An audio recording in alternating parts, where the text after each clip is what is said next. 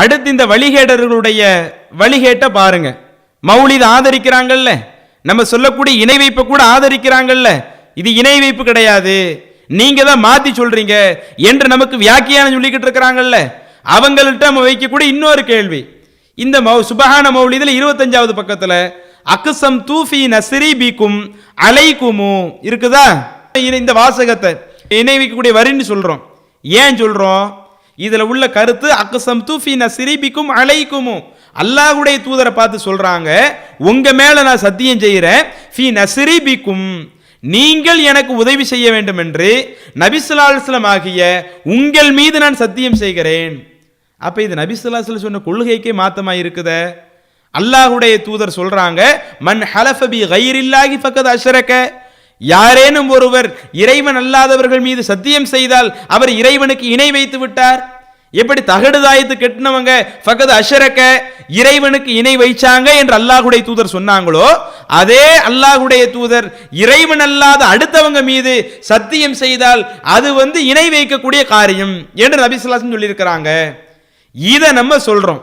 நீங்க எழுதியிருக்கக்கூடிய இந்த சுபஹான மௌலிதுல அல்லாஹ்வின் தூதர் மீது சத்தியம் பண்ணி இருக்கிறீங்க, இது இணை வைக்கக்கூடிய வரின்னு என்ன செய்யறோம்? நம்ம மக்கள்கிட்ட சொல்றோம். இதை இன்னைக்கு என்ன செய்யறாங்க? இந்த வழிகட்ட பறையலவிகள் வியாக்கியானம் கொடுத்து பேசுறாங்க. அதுவும் வியாக்கியானம் கொடுத்து பேசுறாங்கன்னா ஆரம்பத்தில் அவங்க வியாக்கியானம் கொடுக்கல, இப்ப அவங்க வியாக்கியானம் கொடுக்கறாங்கன்னா நம்மளுடைய பிரச்சாரம் அப்படிப்பட்ட ஒரு ரிசல்ட் நீ கொண்டு வருது. 5 வயசு பையன் போறான், 5வது வகுப்பு படிக்கிறவன் போறான், போய் கேட்கிறான், இதுல இப்படி நீங்க சுபஹான மௌலிதுல இப்படி எழுதி வச்சிருக்கிறீங்களே, நபி ஸல்லல்லாஹு அலைஹி வஸல்லம் அவர்கள் மீது சத்தியம் செய்கிறேன் என்று எழுதி வச்சிருக்கிறீங்களே, ஆனா அல்லாஹ்வுடைய தூதர் யாரேனும் ஒருவர் அல்லாஹ் அல்லாதவர்கள் மீது சத்தியம் செய்தால், அல்லாஹ் அல்லாத பொருட்கள் மீது சத்தியம் செய்தால் ஃபக்கத் அஷ்ரக, அவர் இணை வைத்து விட்டார், முஷ்ரிக்காகி விட்டார் என்று அல்லாஹ்வுடைய தூதர் இப்படி சொல்லி இருக்கிறாங்களே.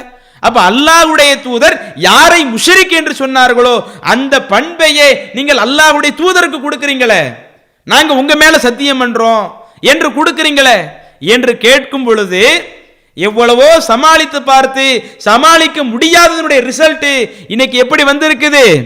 பதில் அளிக்கிறாங்க. அந்த பதிலையும் கொஞ்சம் கேளுங்க. சுபஹான மௌலிதுல ஒரு அடி வருகிறது, அக்ஸம் துஃபி நஸ்ரி பிக்கும் அலைக்குமு, நபியே உங்கள் மூலமாக எனக்கு உதவி கிடைக்க வேண்டும் என்று உங்களிடத்தில் நான் சத்தியம் செய்கிறேன் அப்படின்னு இந்த அடியினுடைய நேரடி பொருள் இதுதான். உங்கள் மூலமாக எனக்கு உதவி கிடைக்க வேண்டும் என்று உங்களிடத்தில் நான் சத்தியம் செய்கிறேன், இதுதான் அசல் பொருள். இந்த பைத்துக்கு இந்த தலைவர் இருக்கிறாரே, டீச்சர் தலைவர், எப்படி மொழிபெயர்ப்பு செய்வார் தெரியுமா? அவர் செய்கிறது பாருங்க, நபியே நீங்கள் தான் எனக்கு உதவி செய்ய வேண்டும் என்று உங்கள் மீதே நான் சத்தியம் செய்கிறேன். யார் மேல? நபியை பார்த்து, நபியே உங்கள் மீதே நான் சத்தியம் செய்கிறேன். பார்த்தீங்களா, நபி மேல சத்தியம் செய்யறாங்க. யார் மேல சத்தியம் செய்யணும்? அல்லாஹ் மேல தானே சத்தியம் செய்யணும். மன் ஹலஃப பி கைரில்லாஹ் ஃபக்கத் அஷ்ரக, யார் அல்லாஹ் அல்லாதவற்றை கொண்டு சத்தியம் செய்கிறாரோ அவர் இணை கற்பித்தவராக ஆகிவிடுகிறார். கஃபர, அல்லது அவர் இறைவனுக்கு நிராகரித்தவராக ஆகிவிடுகிறார். திருமீதியில் பதிவா இருக்குதா இல்லையா? அப்ப அல்லாஹ் கொண்டு தானே சத்தியம் செய்யணும். நீங்க நபியே உங்கள் மீதே சத்தியம் செய்கிறேன்னு சொல்லி சிறுக்க ஒலிக்கு வந்த மாநபி மீதே சத்தியம் செய்வீங்களோ?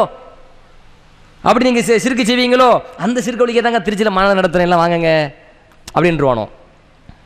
அந்த மொழிபெயர்ப்பே தவறு. அந்த மொழிபெயர்ப்பு என்ன? நேரடி மொழிபெயர்ப்பு என்ன? மாநபியே உங்கள் மூலம் எனக்கு உதவி கிடைக்க வேண்டும் என்று உங்களிடத்தில் நான் சத்தியம் செய்கிறேன். உங்க மீது சத்தியம் செய்கிறேன்னு அர்த்தம் கிடையாது, உங்களிடத்தில் நான் சத்தியம் செய்கிறேன் அப்படின்னு அதுக்கு அர்த்தம். இந்த பதில என்ன சொல்றாரு?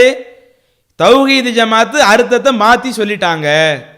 அந்த மௌலிது வரியில இருக்கிறது அக்ஸம் துஃபி நஸ்ரி பிக்கும் அலைக்குமு, இறை தூதராகிய நீங்க எனக்கு உதவி செய்ய வேண்டும் என்று உங்களிடம் சத்தியம் செய்கிறேன் என்றுதான் சுபஹான மௌலிதிலே இருக்கிறது.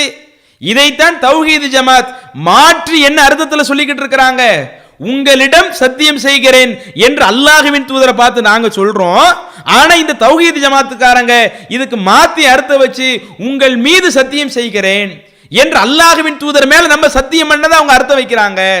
இந்த மாதிரி அர்த்தத்தை மாத்தி சொல்றாங்க என்று இன்றைக்கு பேசுறீங்களே, பேசுறதுக்கு கொஞ்சம் உங்களுக்கு வெக்க வேண்டாமா? ரோசம் வேண்டாமா? இன்னும் இது ஏதோ அநேகமா பேசினார்ல, இவருடைய கருத்தாத்தான் நான் இருக்கும் நினைக்கிறோம். ஏன் அப்படி நாங்க நினைக்கிறோம்? உங்களுக்கு முன்னாடி யாராவது சில ஆட்கள் இந்த கருத்தை எழுதி இருக்கிறாங்களா, இந்த கருத்தை பதிய வச்சிருக்கிறாங்களா, அது எதுவும் எழுத்துப்பூர்வமா கிடைக்குமா என்று தேடி பார்க்கும் பொழுது நம்ம கையில மாட்டுது ஒரு அற்புதமான புத்தகம். புத்தகத்தினுடைய அட்டது என்னன்னு தெரியுதா? சுந்தர தமிழில் சுபஹான மௌலிது. எழுதுனது யாரு? அதனுடைய ஆத்தர் யார் எழுதுனது? ஷரஃபுதீன் மிஸ்பாஹி அவர் எழுதியிருக்கிறாரு. ஷரஃபுதீன் மிஸ்பாஹி தமிழ்நாடு தௌஹீத் ஜமாத்தின் மாநில பேச்சாளரா, தௌஹீத் ஜமாத்தினுடைய பிரச்சாரகரா? எல்லாம் உங்க கொள்கையில் உள்ள ஆளு தானே, உங்க குட்டையில ஊறிய மட்டை தானே. நீங்க இன்னைக்கு மௌலிதை எப்படி நியாயப்படுத்துகிறீர்களோ அது போன்ற மௌலிதை நியாயப்படுத்தக்கூடியவர் தானே அந்த ஷரஃபுதீன் இருக்கிறாரு, ஷரஃபுதீன் மிஸ்பாஹி. இவர் உங்களுடைய ஆள்ல உள்ளவர் தானே. அப்போ உங்களுடைய ஆள்ல உள்ளவர் என்ன அர்த்தத்தில் மொழியாக்கம் பண்ணியிருக்கிறாரு என்பது நீங்க அந்த சுந்தர தமிழில் சுபஹான மௌலிது இந்த புத்தகத்துல 57வது பக்கத்துல பாருங்க. மேலாவு அக்ஸம் தூஃபி நஸ்ரி பிக்கும் அலைக்குமு என்று வருது இல்ல, அதுக்கு அர்த்தம் பண்றாங்க, நபியே தங்களை கொண்டு யான் உதவி பெறுவதில் தங்களின் மீது சத்தியம் செய்கிறேன்.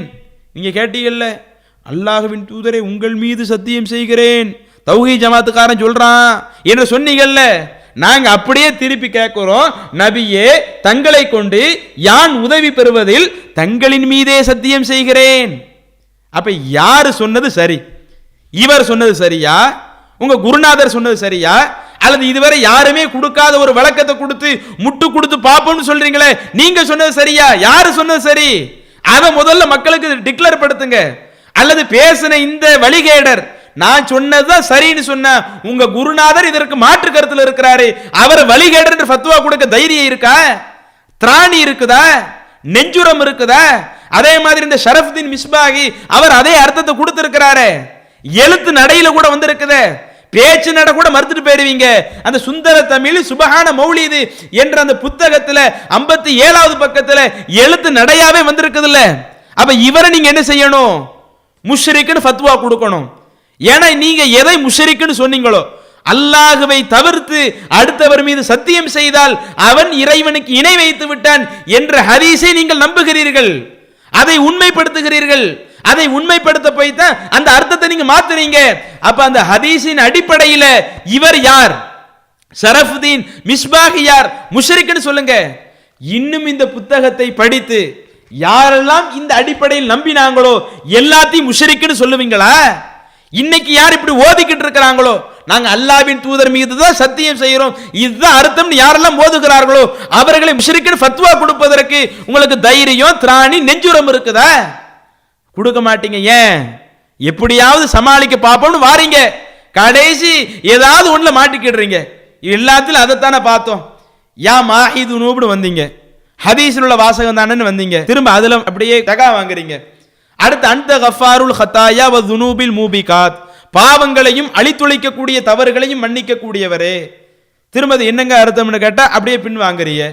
அதுல சிறுக்கான அர்த்தம் கேட்குது, நீங்க அப்படியே அதுல பின் வாங்குறீங்க.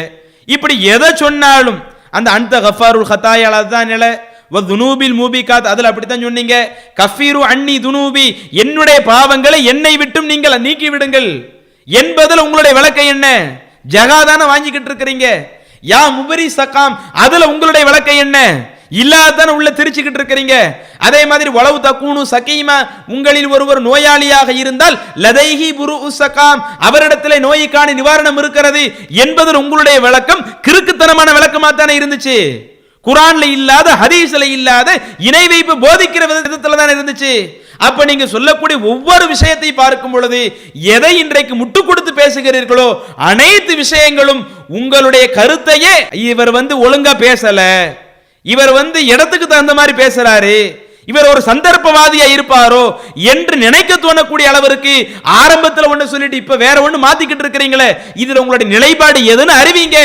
எதை நீங்கள் அறிவித்தாலும் அதுல உள்ள அந்த இணை வைப்பை உங்களால நீக்கிவிட முடியாது. ஏன்னா அந்த அளவிற்கு வெளிப்படையாக இருக்கிறது, ஷிர்கான காரியம் அந்த அளவிற்கு வெளிப்படையாக இருக்கிறது.